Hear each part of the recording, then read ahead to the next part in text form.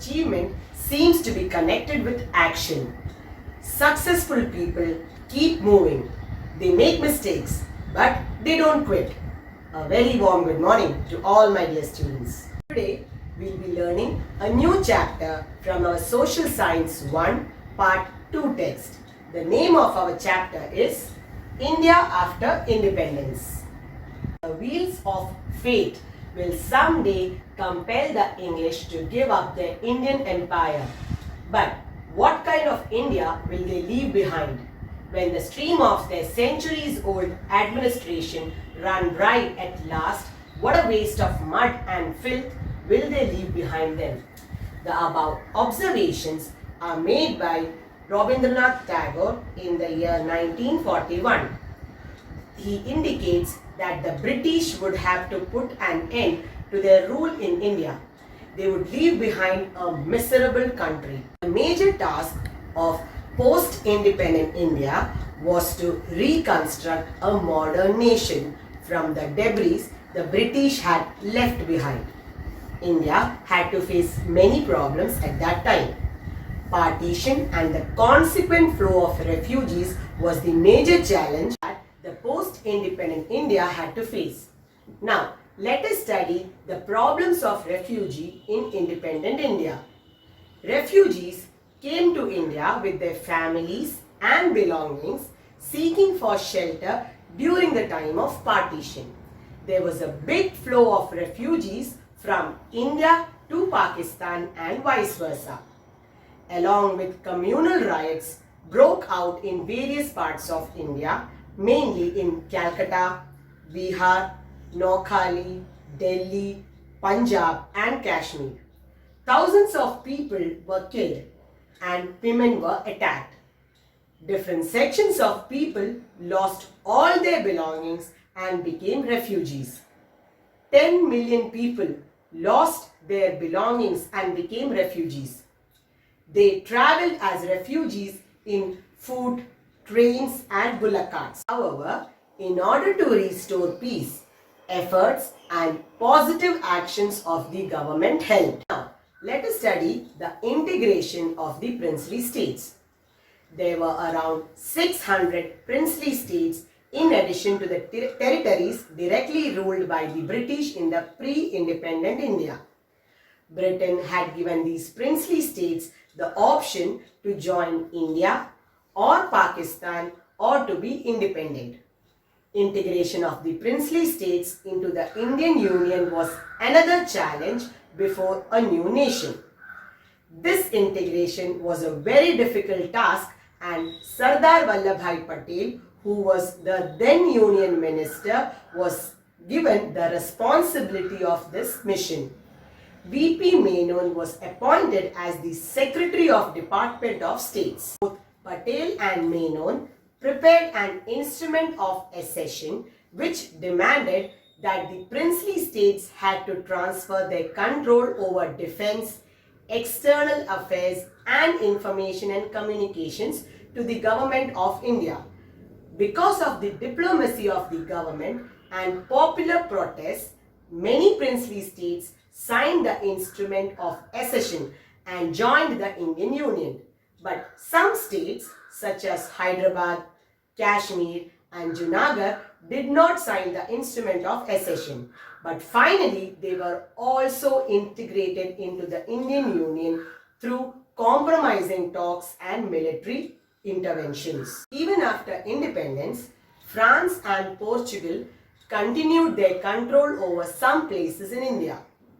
Due to mass protest, France handed over its territories under their control to India, and with the help of military operations, territory under the control of Portugal were assessed to India.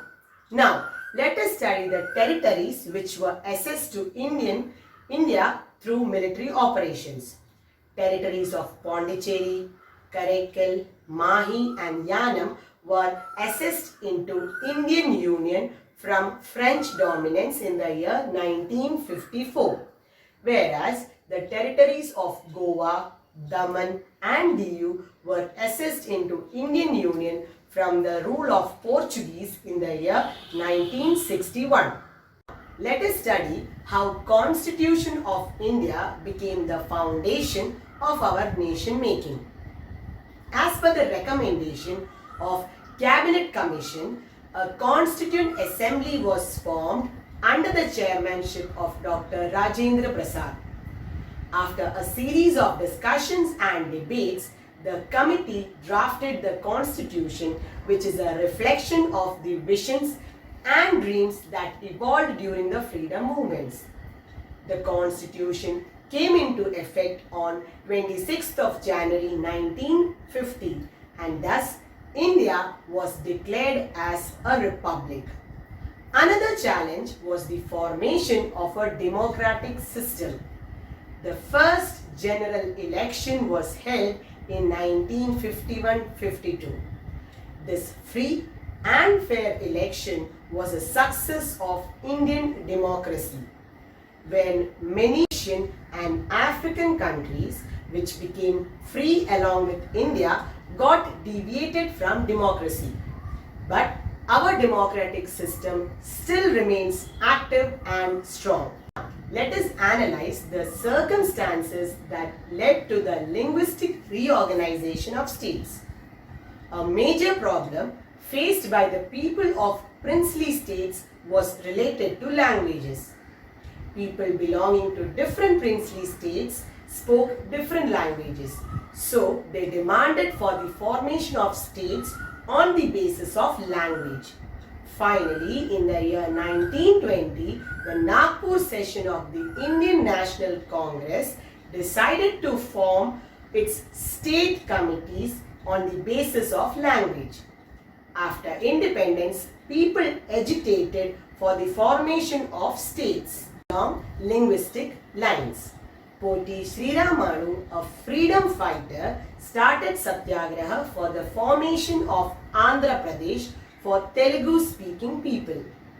After 58 days of fasting, his sacrifice intensified the agitation. Finally, the government of India in the year 1953 formed the state of Andhra Pradesh for Telugu-speaking people. The demand for linguistic state intensified, and the government of India formed a commission to reorganize Indian states on the basis of languages. Faisal Ali became the chairman, and H.N. Kunzru and K.M. Panikkar became members. As per the recommendation of the commission, the parliament passed the States Reorganization Act in the year 1956. Thus, 14 states and 6 union territories came into effect. Thereafter, new states were formed in various phases. Let us study the development of India in the economic sector during the post-independent period. After independence, the economic condition of India was pathetic and miserable. India accepted mixed economy consisting of the qualities of capitalist and the socialist economies.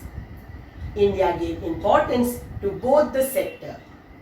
The first government under the leadership of Jawaharlal Nehru made a number of plans and schemes aiming at economic development of the country. Centralized economic planning was the most important plan, which was an outcome of the discussions held in the conference of the Congress during the time of freedom struggle. Economic planning was a concept borrowed from the Soviet Union.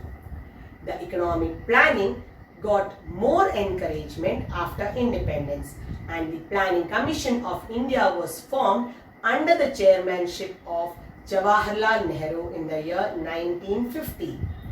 Lots of projects were started for economic progress. 5-year plans were adopted in the year 1951, which helped in the development process.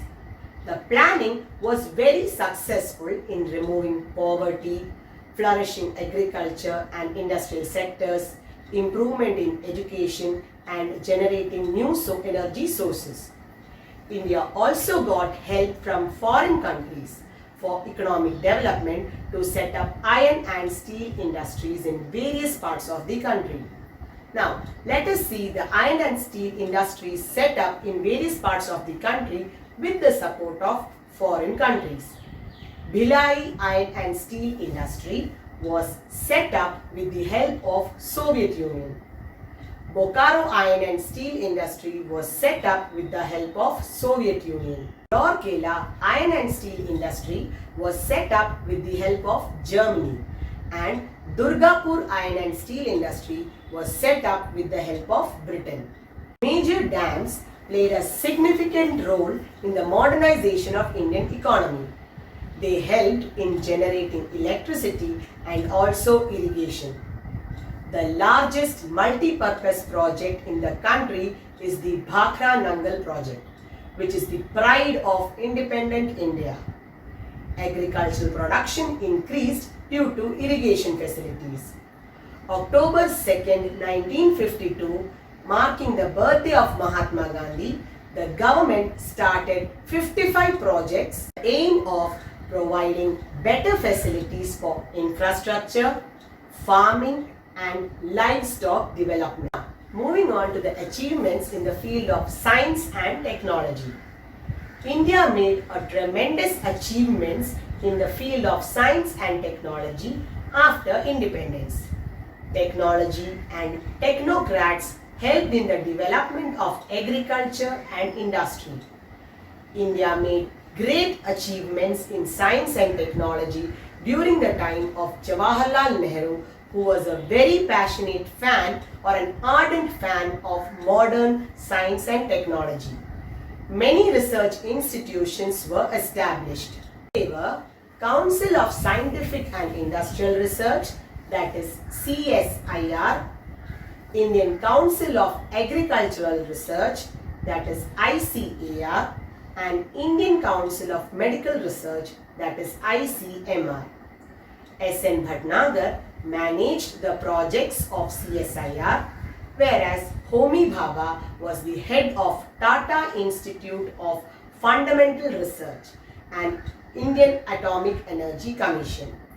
World-class engineering institutes of technology were started between the year 1954 and 1964. Jawaharlal Nehru strongly believed that India should not depend on Western countries in science and technology. Subsequently, India made great progress in medical science, biomedical engineering, genetics, biotechnology, health science, marine technology, information technology, atomic energy and transportation. Moving on to the achievements in the field of space research in India post-independence period. In the year 1962, Jawaharlal Nehru, with the technical advice of Vikram Sarabhai, formed the Indian National Committee for Space Research, that is INCOSPAR. And in the year 1969, Indian Space Research Organization, that is ISRO, was established to lead space research, and thus the first rocket launching station in India was established in Tumba in Thiruvananthapuram.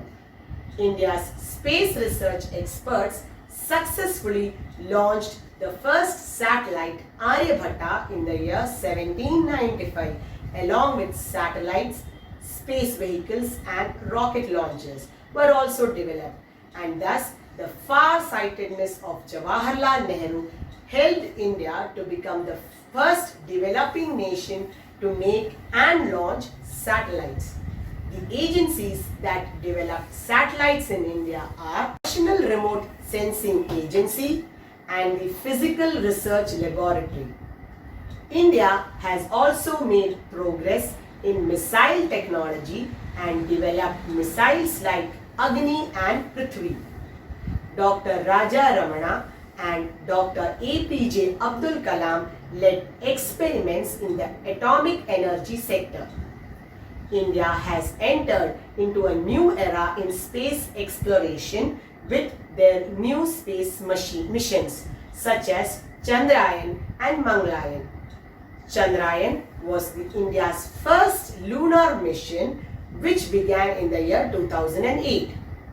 Thus, India became a member of the Greatly Decide group after America, Russia, European Space Agency, China and Japan.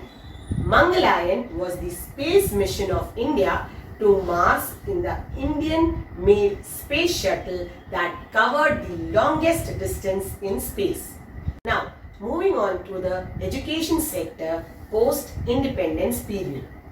Here, the destiny of India is being shaped in her classrooms. It is an observation made by Dr. D.S. Kothari explaining the importance of education. He was the chairman of the Commission for the Comprehensive Study of Education in Independent India. Understanding the importance of education in nation building, our national leaders framed education policies suitable to Indian context, and the government appointed various commissions to study Indian education and to give recommendations. They were Radhakrishnan Commission was started in the year 1948 with the objective to study university education. Its recommendations were to start professional educational institutions, to give emphasis to women education and form the University Grants Commission, that is UGC. Moving on to the Lakshmana Swami Mudaliar Commission. Lakshmana Swami Mudaliar Commission was started in the year 1952 with the objective to study secondary education. Its recommendations were to implement three-language formula, form secondary education commission, establish multi-purpose schools and form a council for teachers training. And finally, Kothari Commission. Kothari Commission was started in the year 1964 with the objective to propose a national pattern of education. Its recommendations were to implement 10 plus 2 plus 3 pattern of education, to start vocational education at secondary level and focus on moral education. National policy on education was formed in the year 1986 to prepare India to face the challenges of the new millennium. The recommendations were, firstly, focusing on primary and continuing education. Second one, launching Operation Blackboard program to universalize primary education and to improve infrastructure facilities in school. Then, starting Navodaya Vidyalayas in every district, encouraging girls' education. Remarkable changes in education took place due to this new policy of education, and in 2009, the Government of India enacted a by which education became a fundamental right. Moving on to the cultural achievements during the post-independent period. India made great progress in the field of culture. India has a unique cultural tradition. Many cultural institutions were established to encourage cultural activities in India and abroad.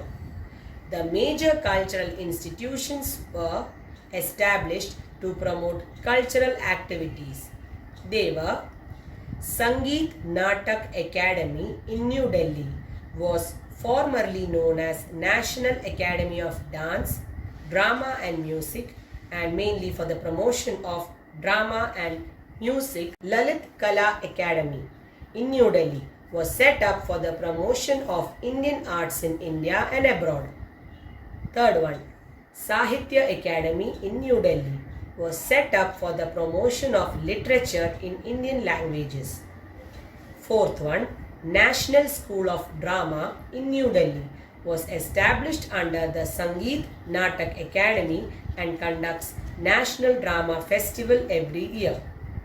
Fifth one, National Book Trust of India in New Delhi was established to make books available cost effectively, to encourage reading habits, and to promote Indian books in India and abroad. Moving on to foreign policy. Our objective is peaceful coexistence, ensuring freedom and welfare of all people in the world.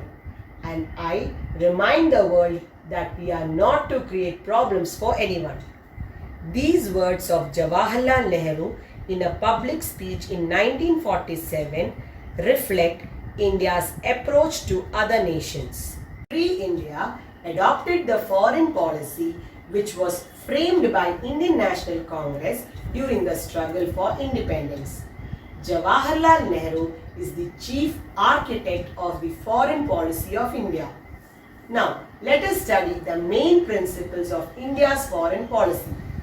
They are refusal to accept colonialism and imperialism. Secondly, opposition to racism. Third one, trust in UNO. Fourth one, peaceful coexistence. Fifth, Panchashil principles. Sixth one, emphasis on the necessity of foreign assistance. And finally, policy of non-alignment. Moving on to Panchashil principles. Panchashil principles are the agreement signed by India and China in the year 1954.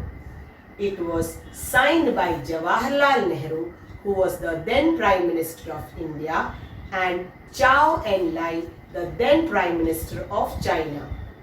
Even though the agreement was signed with China, India's approach to all other nations were based on these principles. They were: first principle, mutual respect for each other's territorial integrity and sovereignty. Second principle, mutual non-aggression. Third principle, mutual non-interference in each other's internal affairs. Fourth principle, equality and cooperation for mutual benefit. And the fifth principle was peaceful coexistence. Thus, rather than affiliating to a power bloc, India took a stand evaluating the merits and demerits in international affairs. Children, that's all for today. Thank you. Stay home, stay safe.